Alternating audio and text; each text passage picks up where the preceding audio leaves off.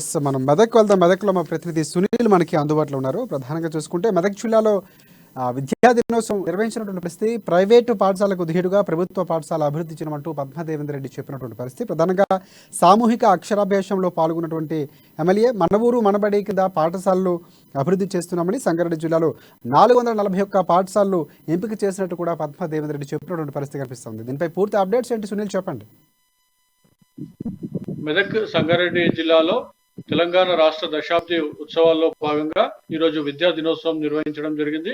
సంగారెడ్డి జిల్లా సదాశివపేట పట్టణంలో నిర్వహించినటువంటి విద్యా దినోత్సవంలో జాయింట్ కలెక్టర్ వీరారెడ్డితో పాటు టిఎస్హెచ్డిసి చైర్మన్ చింతా ప్రభాకర్, విద్యాశాఖ అధికారులు పాల్గొన్నారు. సదాశివపేటలో ఉర్దూ మీడియం ప్రభుత్వ పాఠశాలలో అదనపు తరగతి గదులను కూడా జాయింట్ కలెక్టర్ వీరారెడ్డి ప్రారంభించారు. ఈ సందర్భంగా ఆయన మాట్లాడుతూ సంగారెడ్డి జిల్లాలో 441 ప్రభుత్వ పాఠశాలలు మన ఊరు మనబడి కింద అభివృద్ధి చెందాయని, మౌలిక వసతులు ఏర్పాటు చేశామని, ప్రైవేట్ పాఠశాలకు ధీటుగా ప్రభుత్వ పాఠశాలలు అభివృద్ధి చెందుతున్నాయని చెప్పారు. అయితే ప్రభుత్వ ప్రైవేట్ పాఠశాలలు పోల్చినట్లయితే ప్రస్తుతం ప్రభుత్వ పాఠశాలలు చాలా గొప్ప స్థితిలో ఉంటున్నాయి. అందులో చదువుతున్న విద్యార్థులకు మంచి నాణ్యమైన విద్యను కూడా అందిస్తున్నటువంటి పరిస్థితి ఉందని కూడా చెప్పుకోవచ్చు. వైపు ప్రభుత్వ పాఠశాలలో విద్యార్థులు భోజనం చేసేందుకు డైనింగ్ హాల్ కూడా ఏర్పాటు చేశామని, ప్రైవేట్ పాఠశాలలో ఇలాంటి సౌకర్యాలు ఉండవని, ప్రతి ప్రభుత్వ పాఠశాలలో డైనింగ్ హాల్ నిర్మాణం పూర్తయినట్లు కూడా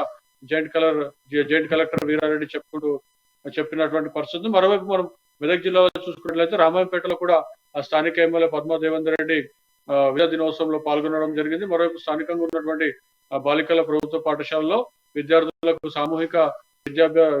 సామూహిక అక్షరాభ్యాస కార్యక్రమం కూడా నిర్వహించారు. విద్యార్థుల చేత ఈ కార్యక్రమంలో ఆమె విద్యార్థులను దగ్గరుండి కూడా ఈ కార్యక్రమంలో పాల్గొని భాగస్వాములు అయినటువంటి పరిస్థితి ఉంది. ఈ కార్యక్రమంలో స్థానిక బీఆర్ఎస్ నేతలు కూడా పాల్గొనడం జరిగింది. ఈ సందర్భంగా ఎమ్మెల్యే పద్మాదేవేంద్ర రెడ్డి మాట్లాడుతూ ప్రభుత్వ పాఠశాలలు చాలా పెద్ద ఎత్తున కూడా మెదక్ జిల్లాలో కూడా అభివృద్ధి చెందుతున్నాయి. మన ఊరు మనబడి పథకం ప్రభుత్వ పాఠశాల అభివృద్ధికి ఎంతగానో దోహదపడుతున్నాయని చెప్పి సీఎం కేసీఆర్ కు కూడా ఆమె కృతజ్ఞతలు చెప్పినటువంటి పరిస్థితి ఉంది. దర్శకర్ రైట్. ప్రధానంగా ఈరోజు విద్యా దినోత్సవాలు నిర్వహిస్తున్నటువంటి పరిస్థితి, ప్రధానంగా ఇంగ్లీష్ మీడియంకి సంబంధించి గతంలో మాట్లాడినటువంటి పరిస్థితి ఉంది. ఎవరైతే ఉన్నారో విద్యాశాఖ మంత్రి సబితేంద్ర రెడ్డి మాట్లాడినటువంటి పరిస్థితి, ఇలాంటి విషయాలు ఏమైనా ప్రస్తావించారు అంటే మన ఊరు మనబడి కార్యక్రమంలో భాగంగా అభివృద్ధి చేస్తూనే నాణ్యమైనటువంటి విద్యను అందించే దిశగా ఇన్సెంటివ్గా స్టార్ట్ చేసినటువంటి పరిస్థితి, అంటే పైలట్ ప్రాజెక్ట్గా స్టార్ట్ చేసినటువంటి పరిస్థితి కూడా కనిపిస్తుంది. ఇంగ్లీష్ మీడియం కానీ మిగతా సమస్యలు కానీ అవన్నీ కూడా పరిష్కారం విధంగా ముందుకు వెళుతున్నామని చెప్పే ప్రయత్నం ఏమైనా చేశారా?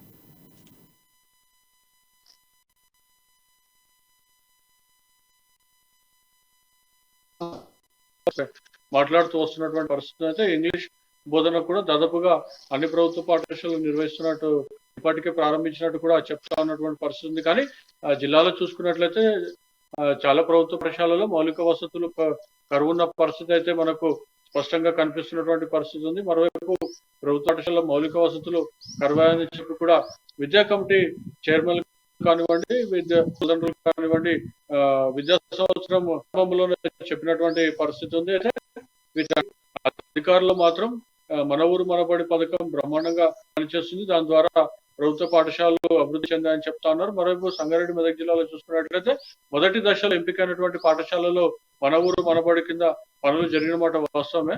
అయితే రెండవ దశ కూడా అంటే 2023-24 సంబంధించి కూడా పనులు ప్రారంభం చేయనున్నట్లు కూడా సంగారెడ్డి జిల్లాకు చెందినటువంటి అయితే జాయింట్ కలెక్టర్ వీరారెడ్డి ఇప్పటికే ప్రకటించి ఉన్నారు. ఈరోజు సమావేశంలో కూడా ఆయన చెప్పారు 2023-24 సంబంధించి కూడా మరికొన్ని పాఠశాలలు కూడా ఈ సందర్భంగా మనకానికి ఎంపిక అభివృద్ధి చేస్తాము, మౌలిక వసతులు కల్పిస్తాము.